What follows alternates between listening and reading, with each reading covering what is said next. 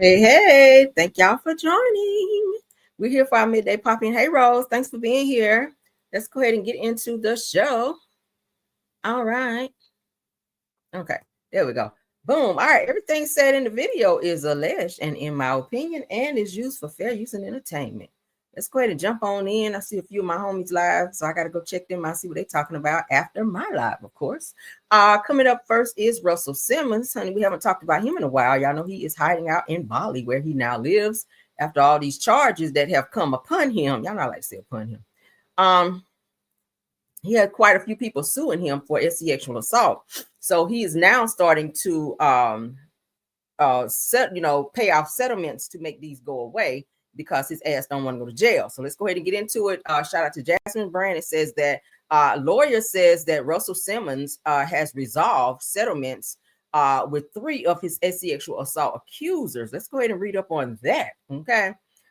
So it says that Russell Simmons is said to have reached a resolution with a few women who accused him of sexual misconduct and alleged that he failed to pay previously agreed upon settlements. It says that according to court filings from October of 2024, Wendy Franco's, what's that, Seal Abrahams and Sherry Abernathy claimed that the music mogul had not fulfilled 2023 settlement agreements totaling more than $3 million. Now, said the documents stated that Simmons agreed to pay Franco $515,000 and Abrahams and Abernathy $1.2 million each. It says that both Abernathy and Abrahams accused Simmons of RAPE, with Abernathy alleging the incident occurred in 1983 and Abrams in 1994. So it says that Franco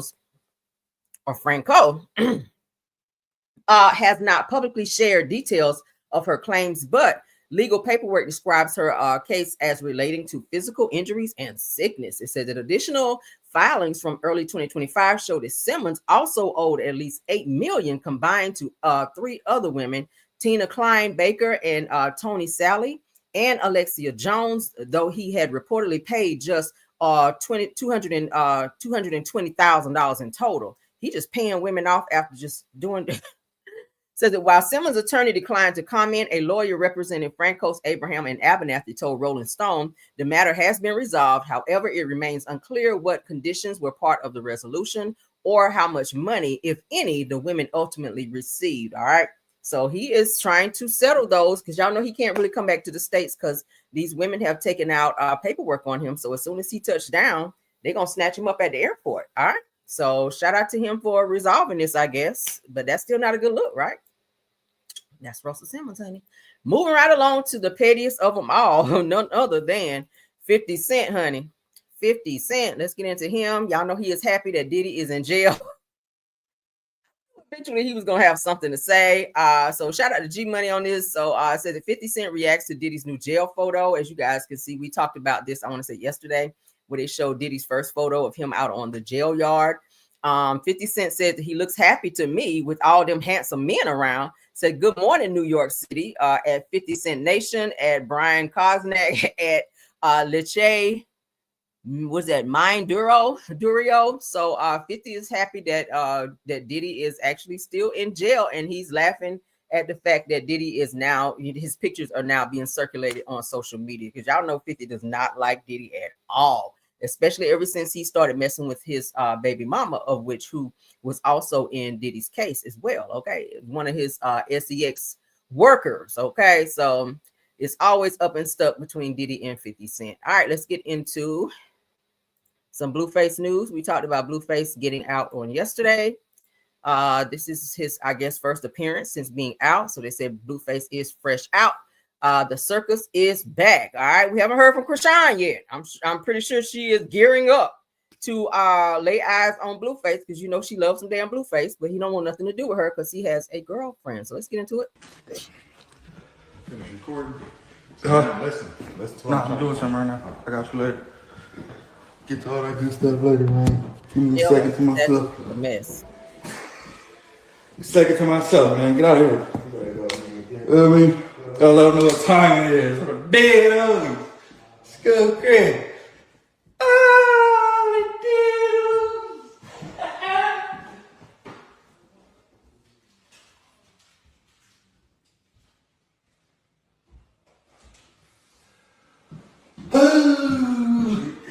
on, man. Still a nigga. Dead on me. I'm still a nigga. 2 years later, still a nigga. Dead on me. Follow me before I go private. That's all I gotta say. Follow me before I go private. Follow me before I go private. Dead on me. The closet. Still looking like something. Finish recording. Listen. So that video really was pointless, but I guess he just wanted people to know he was fresh out and he's still out here living and doing what he do, child. So we're waiting to hear from Kashawn because we know she is definitely going to be popping out now that she knows that he is out. Let's go ahead and get into the next topic. Shout out to Live Bites on that. All right, Mr. Housewives. Let's get into it. This is a quick pop in, guys. We're not going to be here long, so thank you, guys. Karamo Brown calls out Wendy Osefo and calls her a stunt queen and says that she deserves jail time. Let's get into that because baby, it sounds like he is ready to read her down, okay? And the pettiest of them all are sitting here talking to him. Damn Andy Cohen, let's go. About Wendy recently. Oh my gosh, I was just as shocked as everybody else. Wendy has been very kind to me and very warm to me on the show, and I have a lot of respect for her family. She's got a beautiful family, so it's very sad. It's sad. Obviously, there's so much we don't know, but I can imagine it's a very difficult time for her and her children. I think about her children. Karamo, what was your reaction? I'm just used to stunt queens in the gay community. So I was like, oh, this is a stunt, okay? She pulled a stunt. Girl, she was trying to do some insurance fraud, girl. Okay, girl, you got caught, girl. Not gonna do the time. Ain't that what she did? That's what she did, right? She pulled a stunt. She said she didn't have the ring, and then she had the ring, right? Yep.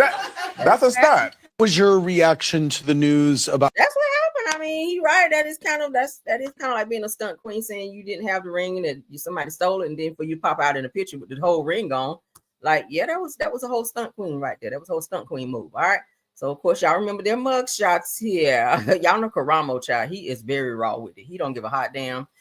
He is a talk show host, Karamo Brown. He reacted to Wendy and Eddie Osefo's alleged insurance fraud arrest, and he of course, like y'all heard, did not hold back and said, hey, she deserved to be arrested because she did that shit. What y'all think? Karamo and the new housewife Tia Glover appeared on Watch What Happens Live with Andy Cohen. Both shared their thoughts on the Osefo situation. Now Tia says that she was shocked like everybody else. I'm gonna lie, I was a little shocked, but then again, nothing kind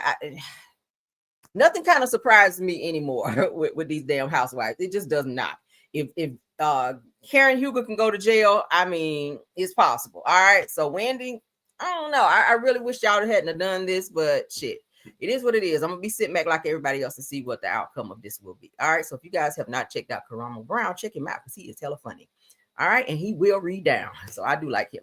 Shout out to him. Let's move along, honey.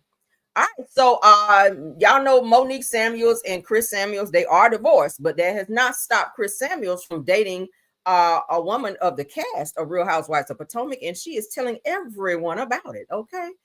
So she talks about how she was separated from her husband, and she then went out on some dates with Chris Samuels, but she said they did not sleep together. If you shared a kiss, that would be a little odd too, because sometimes kisses can lead to other things. So it said this must be a scheme that Todd set up. How Todd keep getting into this? Said Real Housewives of Potomac, Stacey Ross, the one that said had funky breath, confirms that she dated Monique Samuels' ex-husband, Chris Samuels. All right. So she getting ready to have a conversation with the women here, and oh my goodness, let's get into it. Got wind of Chris. I was separated going through a divorce. And as we were separated, Timo saw other people and I saw other people. I did not have sex with anyone. I saw people, I hung out, and Chris was one of those people. The bottom line is, I know Chris. He is a super cool, respectful. Please, no, I have not Chris. Got wind of either. That breath is hot, like they say in this child. So she said that she has gone on some dates and she has seen Chris. All right, she was doing her thing while she was separated, and of course, Chris is divorced. I'll be honest, I really hope that he and Monique get back together because I did like them together. But people grow apart. It is what it is. If she's happy not being with him, then we have to accept that. But she can't be on the show telling Chris or telling people who can date Chris and who can't. You don't have that control anymore because you're no longer his wife. Maybe you guys are still friends, I hope, after that situation of you guys being divorced. But y'all gonna see a clip where Monique is going to be telling the girls, like, no, you're not going to be dating Chris, or no, you're not going to be seeing him. Like, but you don't have that control. Why you going to tell somebody who they're not going to see? If Chris is interested in her and he pursues her, then you don't really have anything to do with that. You can't stop him per se from dating any one of the cast. I mean, it's kind of effed up that out of all the people that you would want to date and or going to date with, somebody on the cast who worked with me, that's kind of effed up. Kind of like how Dennis was with the Real Housewives of Atlanta girls, knowing that Portia worked with these girls. It's kind of odd. And then you got to be in the same circles with them. But I don't know. What do y'all think about that? With Monique feeling a certain type of way with some of the Real Housewives of Potomac women not dating Chris Samuels, which is now her ex-husband, because she sure was going off about that on one of those scenes.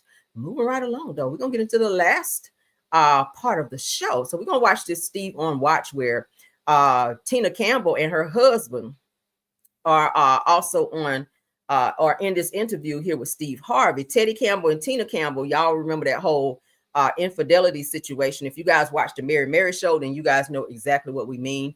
Well, Tina and Erica from the group Mary were on tour.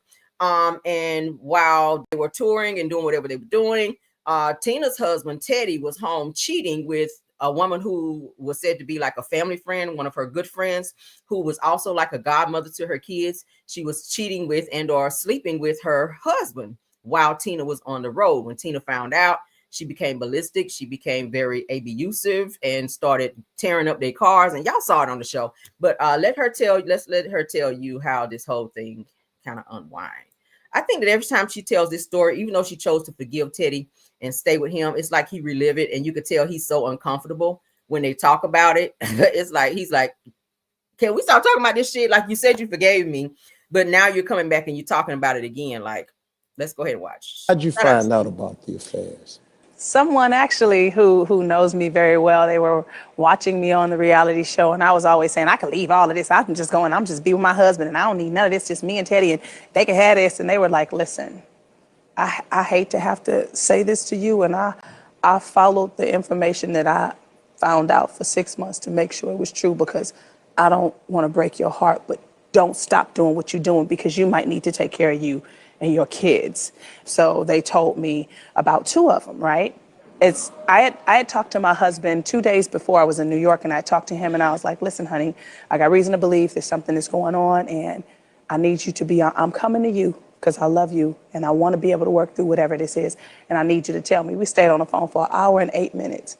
He didn't give me nothing. So when we came home, the person who it was, she used to work for me. And so that broke my heart. She was like a godmother to my children. She had access to my home to come get my kids, and all that kind of stuff was very, mixed in our family. And so I called, and she didn't answer her phone. So when we got home, it was Super Bowl Sunday, I said, come upstairs. I said, are you having an affair with her? And he said, no. I said, call her. While are we doing this? I was like, call her. And so he did. And he was like, Tina wants to know, and da-da-da-da-da. And I said, are you sleeping with my husband? And she hung up the phone, so I had my answer. So it broke my heart. It devastated me, and I spazzed out. I destroyed 3 cars, and I started doing all of that, and I said, I'm practicing dying every day. Either I'm gonna die wrong or live right. And so we've been working on living right.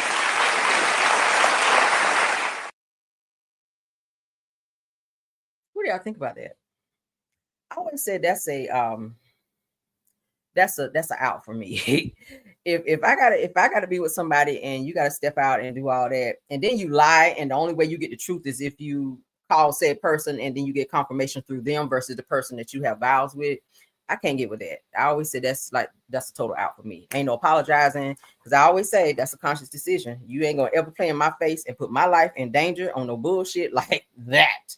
All right, I can go be by myself, honey. It's toys out there. It's other people out there, but I will never stay in no shit like that. So I guess I commend her for trying to, get back. But I mean, for those of you that don't know, because I'm a huge fan of Mary, her husband, Teddy, was actually in a relationship, actually seeing someone during the time that he met Tina. So it's kind of like Tina kind of took him away from old girl.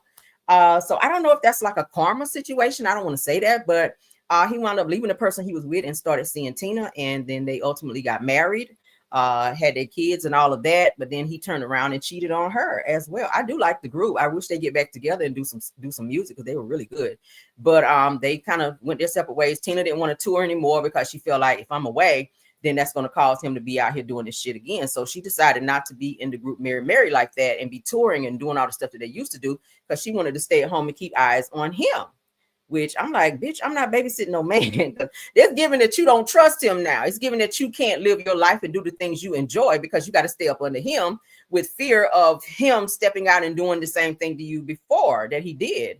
And the fact that he did it with somebody that was very close to you, that was said to be a family friend and or friend to you, that was, agreed to be in your house and be around your children and so on and so forth. Like, I don't know if I could come back from that, y'all. I just don't know. What do y'all think? So you enjoyed this show? I did too. I watched every single episode, including the one where Tina was going off, taking the bat to their car and busting out the window. Child, she was on her Jasmine Sullivan bullshit. I said, listen, you got to do all this, girl. You might as well. And then you stayed after doing all that. That's my thing. You wrecked all these cars. You went off on him, screamed at him, damn near cussed on the show, and you still wound up staying. And then she did this whole tour where she was talking about this whole situation of him cheating. And it was just like, if you forgave him and you guys got past it, why keep reliving that and doing a whole tour, doing a whole interview tour about the fact that he stepped down and had some infidelity on you, and he just sitting there looking like, oh God, here we go again. We talking about this shit again. It's like if you forgave him, girl, let that shit go. If you forgave him and stay, I mean, at the end of the day, you got to be with him. I mean, we can have all the comments and all the, input we want to give, but you got to be with him. You got to stay with him. So, I mean, I guess it is what it is on that, but I couldn't do it. But shout out to her for that. I'm going to play one more time for you guys and we're going to get up off. Out about the affairs. Someone actually who knows me very well, they were watching me on the reality show, and I was always saying, I could leave all of this. I'm just be with my husband, and I don't need none of this, just me and Teddy, and they can have this. And they were like, listen, I hate to have to say this to you, and I followed the information that I found out for 6 months to make sure it was true, because I don't want to break your heart, but don't stop doing what you're doing, because you might need to take care of you and your kids. So they told me about 2 of them, right? I had talked to my husband 2 days before I was in New York, and I talked to him and I was like, listen, honey, I got reason to believe there's something that's going on, and I need you to be, I'm coming to you because I love you and I want to be able to work through whatever this is. And I need you to tell me. We stayed on the phone for 1 hour and 8 minutes. He didn't give me nothing. So when we came home, the person who it was, she used to work for me. And so, that broke my heart. She was like a godmother to my children. She had access to my home to come get my kids, and all that kind of stuff was very, mixed in our family. And so I called and she didn't answer her phone. So when we got home, it was Super Bowl Sunday, I said, come upstairs. I said, are you having an affair with her? And he said, no. I said, call her. While we're doing this, I was like, call her. And so he did. And he was like, Tina wants to know, and da-da-da-da-da. And I said, are you sleeping with my husband? And she hung up the phone, so I had my answer. So it broke my heart. It devastated me, and I spazzed out. I destroyed 3 cars, and I started doing all of that, and I said, I'm practicing dying every day. Either I'm gonna die wrong or live right. And so we've been working on living right. Yeah, y'all can sound off on what y'all think about that. I already told you how I feel. I couldn't stay in that shit. But hey, shout out to them. They found a way to get through it and stay. Child, their kids are growing up. I saw some recent pictures. Their kids are, you would not believe how big their kids are now. I remember their kids from being so small on the show. They look damn near grown now and tall, looking like they damn mama and daddy. And those Campbell jeans are strong, but I wouldn't have stayed in that shit. I'm sorry. Because he looked at you right in your face and told you, no, he was not doing that shit. And it took you calling the woman for her to kind of give you that confirmation. So it gives it, if there's another situation that he's going to lie to you, the first go-to is going to be, let me just lie, versus just saying, you know what, I fucked up. I did something bad. You weren't here and I had a weak mom, whatever. At least just tell the truth. But to look her in the face and lie when you see she's feeling vulnerable, when all you had to do was tell her the truth. Like, I don't know. But y'all sound off. What up, Snatch by Diego? Welcome back. We ain't seen you in a minute. All right. But thank you for stopping through. What y'all think, though, on all the topics that we talked about, the Tina and Teddy Campbell, the Russell Simmons, 50 Cent,